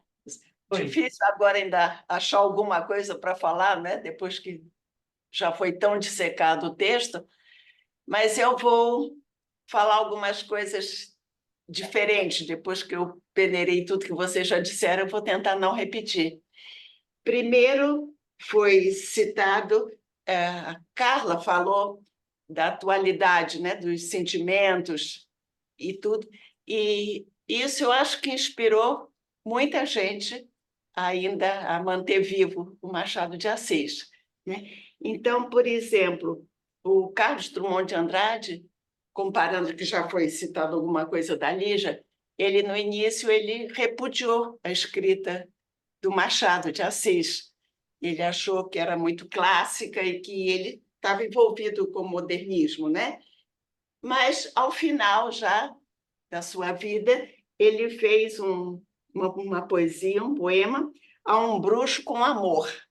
Ele reconheceu o valor do Machado de Assis. E, por exemplo, ele dizia que ele era monótono no início e depois ele reconheceu. Também vou falar um pouco de muitos cineastas que fizeram, né, isso para dizer a perpetuidade do Machado de Assis. O Paulo Sarraceni fez um filme em 68 sobre a Capitu, apenas com Raul Cortez fazendo o Escobar, o Otton Basto fazendo o Bentinho, e a Capitu não é uma atriz tão conhecida, Isabela Cerqueira Campos. Isso para confirmar a permanência, né, das histórias do Machado. Esse que a Cláudia tem exibido, A Confraria, Luiz Fernando Carvalho, né, que é um filme, e também houve uma peça de teatro, e, mais recentemente, um pintor, o Dalton de Paula, exibiu uma pintura do Machado em Veneza, agora na última Bienal. E também essa influência americana, né, que levantou as Memórias Póstumas de Brás Cubas, que se tornou um sucesso em toda parte e que muita gente voltou a reler. Eu acho que vocês devem ter tomado conhecimento, circulou muito, viralizou, né, essa história da influência, recomendando e descobrindo Machado de Assis. Outra coisa que eu vou falar, que ainda não foi dito, o Machado se inspirou muito na vida urbana do Rio, né? Tudo que acontecia. E o Rio é o verdadeiro cenário, né? Para as suas viagens, Ele começa num trem da Central, ele passa pela Rua do Ouvidor, não só nesse livro, eu vou citar vários livros. Ele morava no Cosme Velho, ele passou por Laranjeiras, Santa Teresa, a Rua Mata Cavalos, que atualmente se chama Riachuelo, Rua do Ouvidor, Inválidos, São Cristóvão, Andaraí, na Tijuca, e no Flamengo, que foi o cenário daquele triste final do Escobar, não é? E eu achei uma delícia os passeios que o casal fazia pela Glória, né? A Glória daqueles tempos que o mar batia ali perto e tudo, e eles chegavam até lá. E isso que eu queria falar, da importância do Rio também como cenário da obra dele, e sem escapar também do Dom Casmurro. Então, é só isso que eu tenho a falar. Tá? Boa noite, obrigada. A Ana é uma andarilha, né, Ana? Ana anda em todos os lugares, ela viaja das histórias e caminha junto. Ela vai em todos os lugares, visita tudo. Falar nisso, eu vou dar mais uma dica. Tem excursões para tour no Rio, de guias que fazem caminhadas pelos pontos que Machado de Assis descreve nos livros deles. Então, Então, a importância, né? E a permanência de Machado, como ele ainda é tão citado e tão apreciado, né? É isso, gente. Tchau, boa noite, obrigada. Essa obra que a Ana falou, que foi apresentada em Veneza, está no nosso último encontro. Tem a obra lá, colorida, linda, né? Que está foi para Veneza.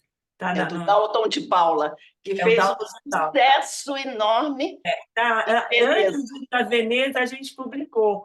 E aí ele foi para Veneza depois, né, Ana? Foi interessante a história também. Diz que ele fez, não sei, não talvez com essa obra, mas com outras tantas, ele foi muito bem sucedido em Veneza. Foi muito bacana. Obrigada, Ana. Obrigada pela presença. Obrigada pelas dicas de andança pelo mundo. A Ana não para um minuto. Obrigada, Ana. Um beijo para você. Obrigada. Obrigada a vocês. Obrigada, querida.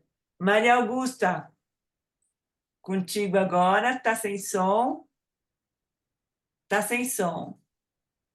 Eu já passo para a Leila daqui a pouco para a gente finalizar. E Viva só um pouquinho. Eu coloquei que a tua sobrinha trouxe, tá? As citações da Lígia. Uma delícia. Obrigada, viu? Obrigada. Dá um abraço nela. Obrigada pela participação. Fala, desculpa, Maria Augusta, pode falar. Você comentou rapidamente que o Bentinho ele vivia como se fosse numa redoma. E me chamou a atenção que quando ele vai fazer o curso de Direito, é um período obscuro da vida dele, e também da Capitu. O texto diz simplesmente assim: passei os 18 anos, os 19, os 20, os 21, aos 22 era bacharel de Direito. A gente não sabe nada que aconteceu com ele durante 5 anos. E uma outra coisa também que me chamou a atenção, esse romance ele é psicológico. Mas, quando a Capitu, eu fiz umas anotações, porque tem algumas datas, assim, não tem os meses, tem os anos. Quando a Capitu vai morar na Suíça, ela está com 32 anos e o Bentinho com 33. Então, é o que alguém aí comentou, que infelizmente não vou me lembrar o nome, ele era casmurro desde a adolescência, porque com 33 anos, ele já estava separado da Capitu e eu não consegui descobrir quando ele escreve a autobiografia. Que idade, mais ou menos, ele tinha? É só isso. Obrigada. Obrigada, Maria Augusta. Então, tem umas coisas meio obscuras, né? E eu acho que ele deixa essa coisa para o imaginário da gente ficar pensando o que rolou também, né? O que acontece com esse menino que fica um período longe, porque é a primeira ruptura, distanciamento físico da família, né? O que será que aconteceu com a vida dele? A gente fica aqui maquinando e ele dá essa oportunidade para a gente.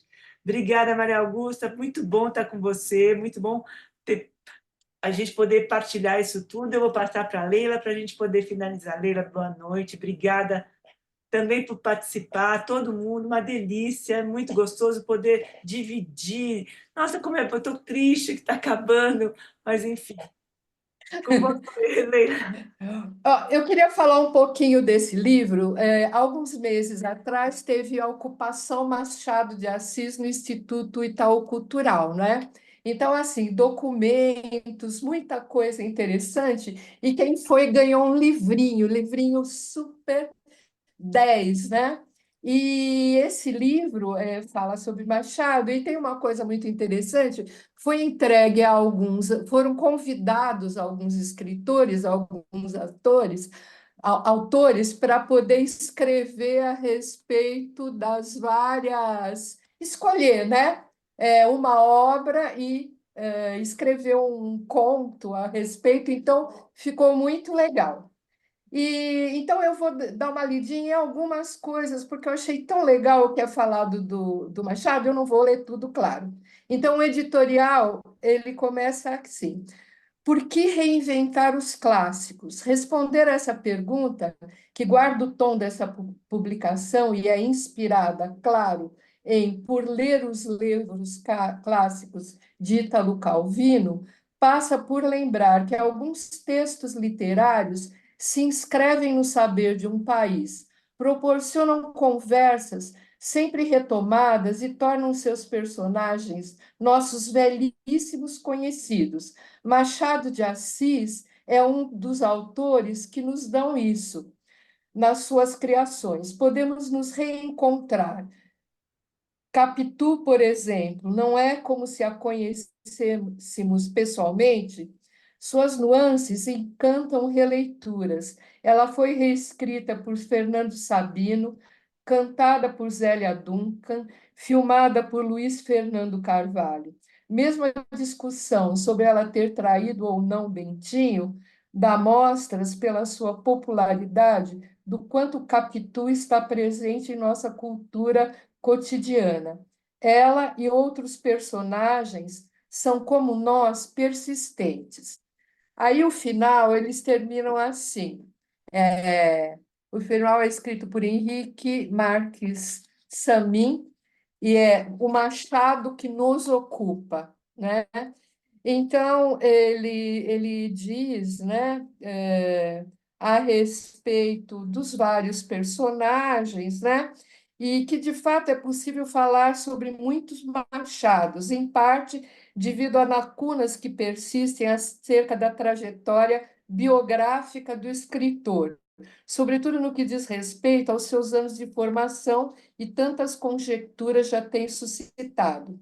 Todavia, importa ressaltar que essa multiplicidade corresponde a plurais possibilidades de leitura propiciadas pela própria produção machadiana, ou seja, pela lavra legada por um escritor e crítico notório, pela versatilidade especialmente hábil no manejo de ambivalências, silêncios e entrelinhas. Assim se explica a interminável profusão de comentários, textos críticos, ensaios e estudos acadêmicos produzidos em torno das obras de Machado de Assis, desde o terceiro quartel do 800, quando o escritor ainda vivia, e até a contemporaneidade, e que está seguramente destinada a perpetuar-se. A pena machadiana foi responsável, afinal, por criar personagens que se tornariam centrais em nosso imaginário coletivo, como a Capitu dos Olhos de Ressaca, que tanto fascinou e continua a fascinar escritoras e escritores, cineastas e artistas, por produzir figuras que operam como alegorias para a nação, como Gira de Rubião, personagem que a crítica sugeria já no século XIX, representar o Brasil e por elaborar narrativas que propõem persistentes questionamentos acerca do que fazemos nós mesmos e da sociedade em que vivemos, como alienista e teoria do medalhão. Assim é que nós, escritoras e escritores, convivemos com Machado de Assis, conscientemente ou não, e não raramente estabelecemos um diálogo com a sua obra, ainda que nem sempre de maneira deliberada. E termina dizendo, né, que, em alguns casos, como uma forma de ostensivamente render pleito ao maior nome da literatura brasileira, em outros casos, como um reconhecimento da atualidade de sua produção literária e de suas infinitas possibilidades de reinscrição no tempo presente. Então, assim, muito legal, né? Tudo que eles acabam escrevendo, inclusive os contos, né? Tem um conto baseado na Capitu, tem outro no Bruxo do Cosme Velho, e outro do Alienista, e outros trechos das obras mesmo, né? Então, muito legal, foi bárbara essa ocupação, né? Eles fazem essas montagens e chamam de ocupação. Muito bacana. Era isso que eu queria trazer para vocês. Obrigada, Leila. Inclusive tem, até me confundi, estava falando com a tua sobrinha, Diva Fabia, né? Que é, na verdade, a Capitu Mandou Flores são vários contos do Machado reescritos por outros escritores, né? E esse da Lige e do Paulo Emílio chama Capitu, que ela escreve para o filme que a Ana falou. Ela e o marido fizeram um roteiro para o filme. Mas, enfim, agora eu vou Legal. passar para a Carla. Leila, uma delícia, essa coisa. A gente se ocupou do Machado aqui também, né? Trouxemos esse Sim. Machado para dentro da gente, estou com a presença de vocês, que eu fico muito emocionada. E está acabando, mas a gente vai ter, daqui a pouco vai ter outra. Agora a gente vai entrar na Clarice, com aquela cabeça maravilhosa, aquela escrita absurdamente linda, que provoca, que inquieta, que deixa a gente assim, num suspiro, num espanto. Eu queria agradecer, vou passar a palavra para a Carla, Denil, Celeste, Maria, obrigada pela presença, Catarina, que estava aqui, não está mais aqui, Edmeia, obrigada, e Maria Esther, obrigada Maria Antonieta, obrigada também pela presença, Ilma, Rita, Ivete, Luciana, e vocês todas que falaram muito queridas. Um beijo para vocês, vou passar para a Carla. Denil, obrigada, bom te ver, muito gostoso. Gente, boa noite. Celeste, obrigada também pela presença. Eu só queria agradecer também, não tenho mais nada a dizer depois desse fechamento da Leila, tão maravilhoso esse livro que você ganhou, né, Leila? Que coisa linda. E é triste finalizar um livro assim tão potente como o Dom Casmurro, né? Fomos aí, ingressamos na história dos subúrbios e agora vamos a Paixão segundo GH, né? Trazendo Clarice, né? Então está aqui com grandes representantes da literatura brasileira e que riqueza, que potência tem esse encontro, que ciranda, de potência de vida que a gente vai circulando aqui. É muito bom pertencer a esse espaço, a gente poder ter essas trocas, e queria agradecer. Obrigada. Obrigada a vocês, gente. Maria Clara, obrigada também. E olha, vai ter umas mudanças na confraria da Ciranda, que na verdade o livro é a Ciranda, né? A roda dos contos e dos filmes, mas vai ter uma pequena mudança, a gente já vai passar para vocês a novidade. Nós estamos reestruturando tudo e vai ser muito bacana, tá bom? Eu agradeço a vocês a presença, o carinho, e vocês passam a fazer parte da vida da gente também, né? É muito gostoso poder estar com vocês. Obrigada pela presença, gente. Uma boa noite para vocês. Um beijo. Até a próxima. Boa noite. Obrigada, Ana. Obrigada, gente. Boa noite. Obrigada. Tchau, Catarina. Obrigada, gente. Obrigada.